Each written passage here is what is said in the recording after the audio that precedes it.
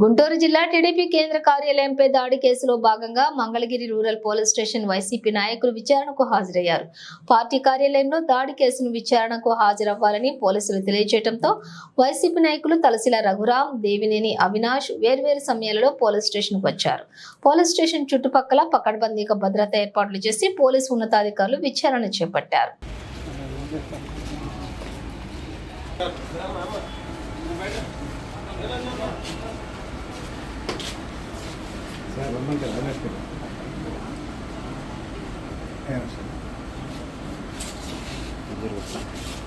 ఆ రూమ్లో కూర్చున్నాను.